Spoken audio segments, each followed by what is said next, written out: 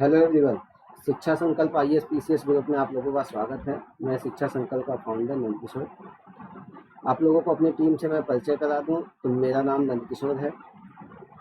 मेरी टीम में अभिषेक मिश्रा सर हैं।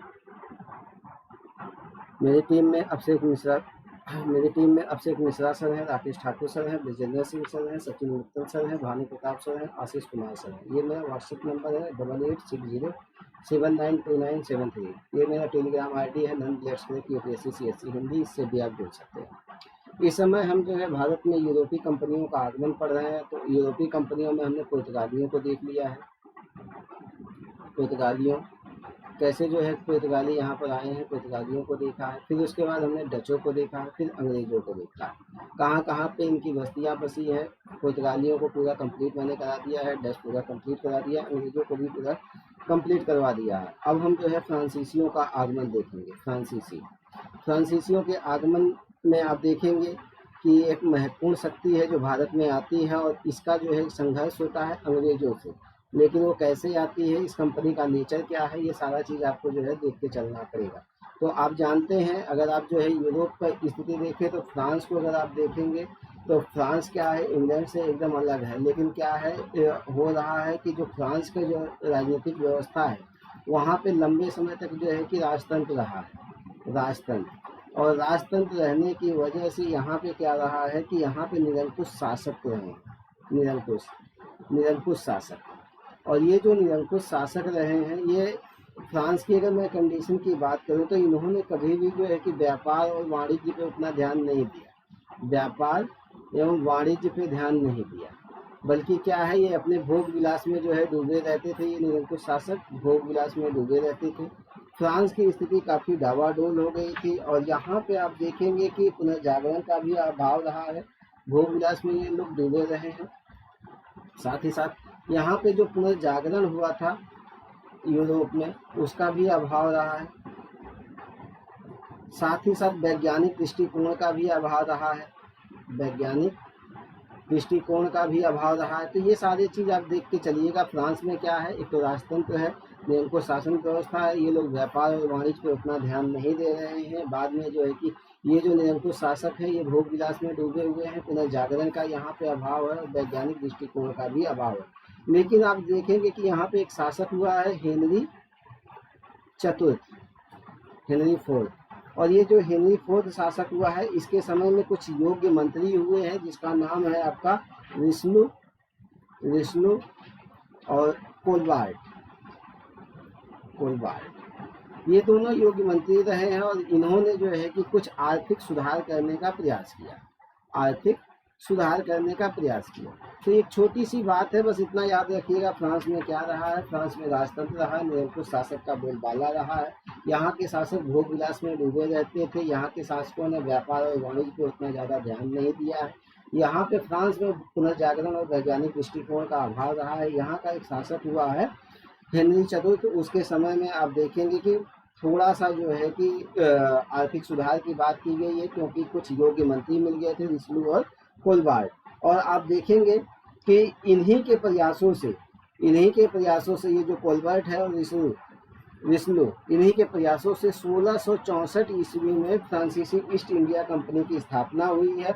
और ये जो फ्रांसीसी ईस्ट इंडिया कंपनी है, उसका नाम है आपका कैंप गने डेस इंडिसे ओरिएंटल्स, कैंप गने डेस इंडिसे ओरिएंटल्स।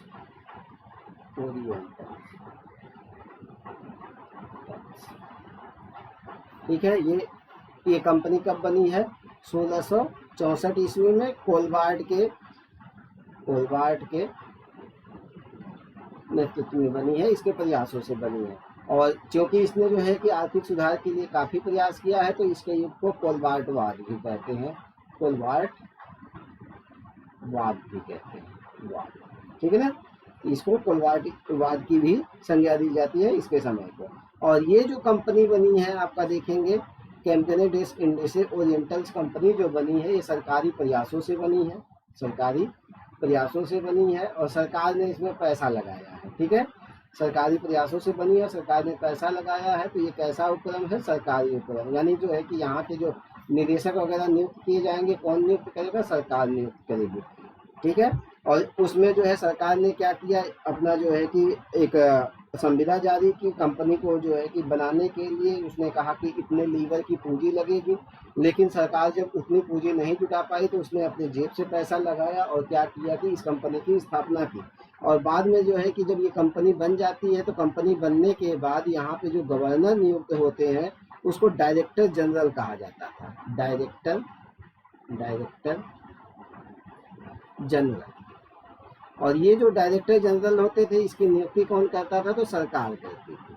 यानी फ्रांस की जो सरकार है वो डायरेक्टर जनरल की नियुक्ति करती थी। अब कंपनी बन गई है फ्रांस में कंपनी जब बन जाएगी तो जाहिर सी बात है वो प्रयास करने के लिए आगे बढ़ेगी। तो जब वो प्रयास करती है 1664 में कंपनी जब बन जाती है, उसके बाद जो इसका पहला प्रयास होता है वो मेडागास्कर द्वीप के लिए होता है। पूर्वी देशों में अगर आप देखेंगे, ये देखो आपका ये भारत है, ये आपका जो है कि ये अरब सागर है, अरब सागर। यहाँ पे अफ्रीका है, अफ्रीका का ये वाला जो हिस्सा है यहाँ पे आप देखेंगे मेडागास्कर है। तो यहाँ चल के 1664 ईस्वी की अगर हम बात करें तो 1664 ईस्वी में फ्रांस की ये जो कंपनी बनी है कैप ग्रेनेडिस ओरिएंटल, तो ये जो है कि पहला प्रयास करती है कहाँ के लिए? मेडागास्कर द्वीप के लिए। मेडागास्कर द्वीप के लिए। और मेडागास्कर द्वीप में ये क्या करती है कि अपना उपनिवेश स्थापित करने की कोशिश करती है। यहाँ पे आधुनिकीकरण की जो है कि कोशिश करती है, आधुनिकीकरण की कोशिश करती है। और इस पे जो है कि खूब धन खर्च करती है, अपना उपनिवेश बनाने के लिए मेडागास्कर पे खूब धन खर्च करती है। लेकिन ये क्या होता है, इसका प्रयास जो है सफल नहीं हो पाता है, और ये पहला प्रयास इसका जो है कि असफल रहता है। फिर उसके बाद जो है इसका दूसरा अभियान 1667 ईस्वी में होता है। 1667 ईस्वी में फ्रैंक कैरो के नेतृत्व में होता है। ठीक ना? किसके नेतृत्व में? फ्रैंक कैरो के नेतृत्व में। और ये जो है 1667 ईस्वी में तो होता है। 1668 ईस्वी में ये कहाँ पे पहुंचता है? भारत के सूरत नामक जगह पे। सूरत नामक जगह पे। तो भारत में पहली फ्रांसीसी कोठी कहाँ बनी है?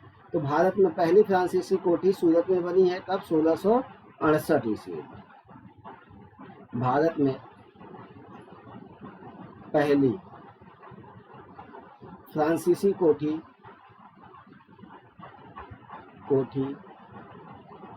सूरत में बनी। सूरत 1668 ईस्वी में किसके नेतृत्व में? फ्रैंक कैरो के नेतृत्व। फ्रैंक कैरो, इतना ही इम्पोर्टेंट है ये इम्पोर्टेंट है। आपसे भारत में पहली फ्रांसीसी कोठी पूछ सकता है तो कब? 1668 ईस्वी में फ्रैंक कैरो के नेतृत्व में। ये है आपका सूरत, यहाँ पे आप लोग जाके देख लीजिएगा चीज़ों को। ठीक है।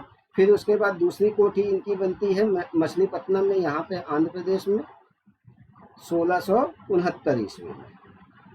1669 मैक्कारा के नेतृत्व में, मैक्कारा नेतृत्व में बनती है। ठीक है ना?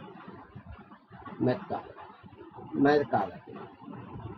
फिर ये कहाँ पे है? मछलीपट्टनम में, मछलीपट्टनम। और मछलीपट्टनम आप जानते हैं आंध्र प्रदेश में है। यह कोठी गोलकुंडा के जो सुल्तान है, आप जानते हैं उस समय मछलीपट्टनम किसके अंडर में आता था? तो गोलकुंडा के अंदर, गोलकुंडा। वहाँ के सुल्तान से अनुमति ली जाती है, फिर स्थापित की जाती है। फिर उसके बाद जो है कि 1672 ईस्वी में कोठी बनती है सैंथोमे में, मद्रास में। 1672 ईस्वी सैंथोमे, 1672 सैंथोमे। सैंथोमे कहाँ पे है? मद्रास, 1672 ईस्वी। ठीक है। फिर 1673 ईस्वी में बनती है आपको कोठी। ये 1672 वाली जो बनी है डी लाहे के नेतृत्व में बनी है, डी लाहे। हालांकि इतना सब पूछेगा नहीं आपको। फिर 1673 में फ्रैंको मार्टिन के नेतृत्व में बनती है। कहाँ पे? बलिकोंडपुरम में। ठीक है, बलिकोंडपुरम में, यहीं पे है बलिकोंडपुरम। 1673 में बनती है, 1673 बलिकोंडपुरम। ठीक है। फिर उसके बाद जो है कि आप देखेंगे पुदुचेरी में जो है कि इनकी कोठी बनती है।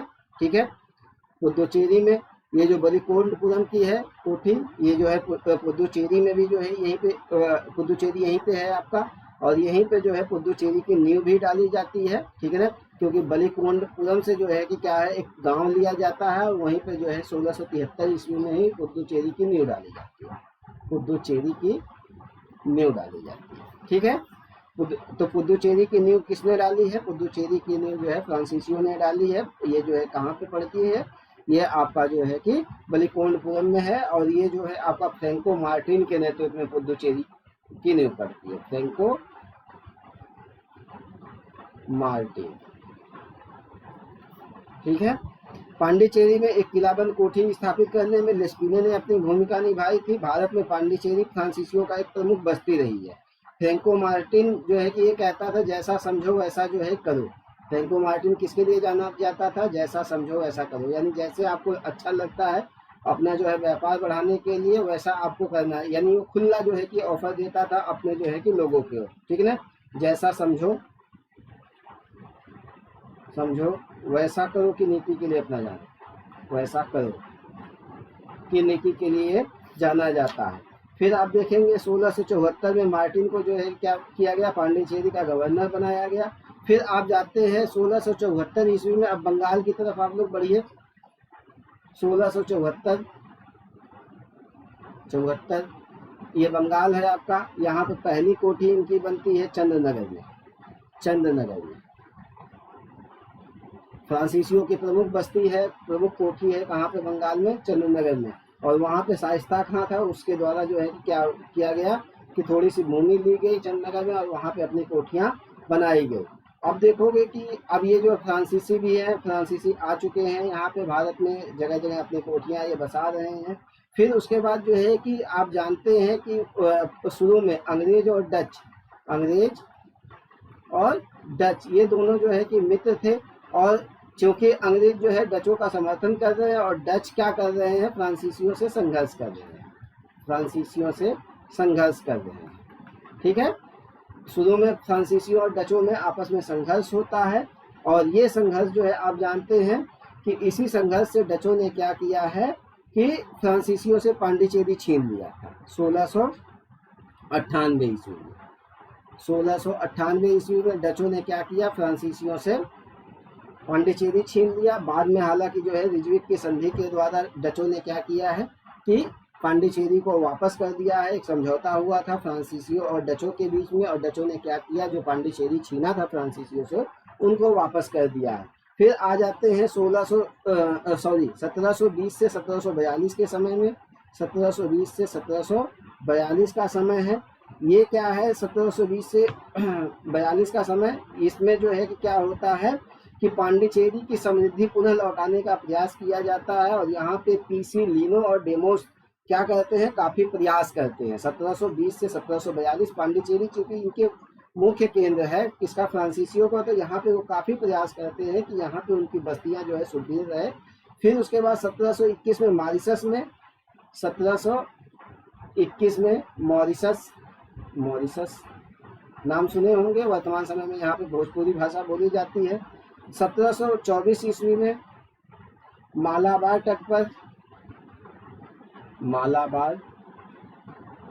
तट पर जो माही यहाँ पे कोठी स्थापित की जाती है। 1739 ईस्वी में कराईकल में फ्रांसीसी कोठी स्थापित होती है। कराईकल में कोठी स्थापित होती है, और इस तरह से आप देख रहे हैं कि भारत में इनकी सारी कोठियां स्थापित हो जाती है। फिर उसके बाद जो है कि व्यापारिक प्रतिद्वंदिता को लेकर, किस चीज को लेकर? व्यापारिक प्रतिद्वंदिता को लेकर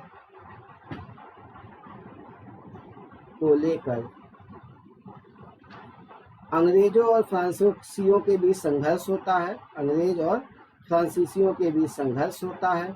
और ये जो संघर्ष होता है इसी का जो है कि आप चरम परिणति देखते हैं आंग्ल फ्रांसीसी संघर्ष में, और ये कर्नाटक के युद्धों के नाम से जाना जाता है। कर्नाटक का प्रथम युद्ध 1746 से 48 के बीच हुआ है। फिर उसके बाद कर्नाटक का द्वितीय युद्ध हुआ है। फिर कर्नाटक का तृतीय युद्ध हुआ है, ये अंग्रेज और फ्रांसीसियों के आपसी व्यापारिक प्रतिद्वंदिता है जिसकी वजह से ये होता है। अगली क्लास में हम जो है कर्नाटक का जो है कि प्रथम युद्ध पढ़ाएंगे 1746 से लेकर 1748 ईस्वी में। तो आज की क्लास में मैं आपको बता दे रहा हूँ फ्रांसीसियों के विषय में थोड़ा सा जो है कि मैं रिवाइज। ये आपका जो है भारत है, भारत का ये वाला हिस्सा। 1664 ईस्वी में फ्रांसीसी ईस्ट इंडिया कंपनी की स्थापना हुई है और फ्रांसीसी ईस्ट इंडिया कंपनी का ओरिजिनल नाम क्या है? कैंप गने बेस ओरिएंटल्स, इंडिसे ओरिएंटल्स, इंडिसे ओरिएंटल्स। ये जो है कि फ्रांसीसी कंपनी का ओरिजिनल नाम है। इनका जो है कि पहला प्रयास कब होता है? 1664 ईस्वी में प्रयास ये करते हैं, कोलबर्ट के प्रयासों से हुआ था। ठीक है, 1664 ईस्वी में इनका पहला प्रयास कहाँ पर होता है? मेडागास्कर द्वीप के लिए होता है, मेडागास्कर द्वीप के लिए। फिर 1667 ईस्वी में दूसरा प्रयास होता है। 1668 ईस्वी में ये सूरत में पहली कोठी बनाते हैं, सूरत यहाँ पे पहली कोठी बनाते हैं। 1669 ईस्वी में मछलीपट्टनम में इनकी कोठी बनती है, दूसरी कोठी कहाँ बनती है? मछलीपट्टनम, आंध्र प्रदेश में। फिर 1672 ईस्वी है, 1672 यहाँ पे सेंथोमे में इनकी कोठी स्थापित होती है। फिर 1673 बलिकोंडपुरम में जो है एक छोटा सा गांव लिया जाता है पुदुचेरी, वहाँ पे इनकी कोठी बनती है और वहाँ पे आधुनिक पांडिचेरी की नींव डाली जाती है। फिर उसके बाद जो है कि आप जानते हैं 1674 ईस्वी बंगाल में इनकी पहली कोठी बनती है। कहाँ पे? चंद्रनगर में, चंद्रनगर में। फिर उसके बाद 1720 से 1742 का समय आता है जहाँ पे ये जो है पांडिचेरी को जो है फिर से जो है समृद्धि बनाने की कोशिश करते हैं। फिर उसके बाद 1698 ईस्वी का समय है जिसमें जो है कि ये क्या करते हैं? 1698 ईस्वी में डच जो है कि फ्रांसीसियों से पांडिचेरी छीन लेते हैं, लेकिन बाद में रिजविक की संधि के द्वारा उसको लौटा देते हैं। फिर उसके बाद 1721 का समय है, 1721 का समय है। इसमें जो है कि मॉरिशस में जो है कि इनकी कोठी बनती है, मॉरिशस में इनकी कोठी बनती है। 1724 ईस्वी है, मालाबार तट पे जो है कि माही जो जगह है यहाँ पे माही, यहाँ पे इनकी कोठी बनती है। फिर उसके बाद 1739 का समय है, 1739 का समय ये क्या है? कराईकल में फ्रांसीसियों की कोठी बनती है, कराईकल।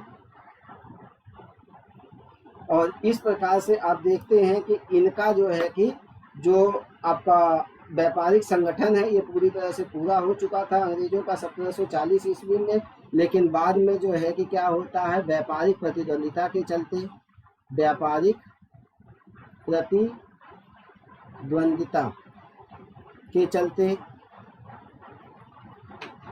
अंग्रेजों और फ्रांसीसियों में संघर्ष होता है और इसकी चरम परिणति आपको कर्नाटक के युद्धों में दिखाई देती है। तो अगली क्लास में हम जो है कर्नाटक के युद्ध पढ़ेंगे, कर्नाटक का प्रथम युद्ध, कर्नाटक का द्वितीय युद्ध और कर्नाटक का तृतीय युद्ध। वैसे तो आप लोग चैनल सब्सक्राइब करेंगे नहीं और मैं जो है कि कहूँगा भी नहीं कि आप लोग जो है चैनल सब्सक्राइब करिए, ठीक है ना? लाइक करिए या शेयर करिए, जो भी आपकी इच्छा हो करिए, नहीं करने का मानो मत करिए। बाकी जो है मैं अपनी क्लास लेता रहूँगा, पूरा आधुनिक भारत जो है पढ़ाऊँगा। ओके, मिलता हूँ अगली क्लास में, धन्यवाद।